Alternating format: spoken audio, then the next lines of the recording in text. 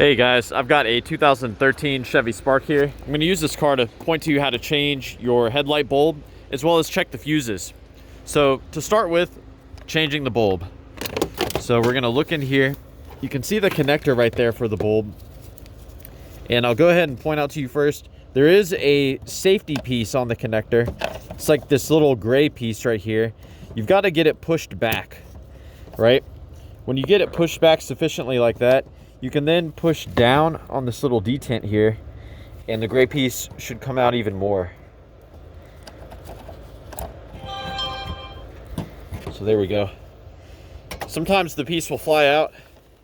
You may lose it. If you do, it's not a big deal, but we're gonna remove it, set it aside here, keep track of it. Now with that piece out, you can then push down here with your thumb and it will come right out like so. And you want to take this opportunity to examine the back of the connector, examine the pins, see if they're corroded. Sometimes they'll get corroded or burnt out. And you may wish to apply dielectric grease at this time to prevent future problems. Now, looking at the bulb, you remove it by just using the ears and you twist it counterclockwise. And you can see the bulb is coming out. This is a H13 bulb. When you install the new bulb, don't touch the glass. And one other thing, you'll want to check and make sure that the seal comes off with the old bulb, as your new bulb will have its own seal. So that's one thing for you to check. When you have your new bulb, it will go in pretty much the same way that the old one came out. You may have to rotate it around until you find a spot where it pops in all the way, and then you rotate it clockwise. You can, at this point, pop the connector on and then reinstall this little gray retainer. So this is for the driver's side. The passenger side is pretty much identical. Now, as far as the fuses go, for the high beam circuit, we're gonna go in this fuse box here, push on this piece and lift up. This whole cover will come out.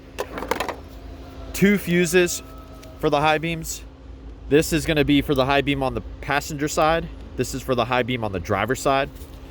And there is a high beam relay, which is this one right here. You can tap on it as a troubleshooting step, or you can yank it out and you can swap it with the relay right next to it, which is for the fuel pump. That's a good troubleshooting step.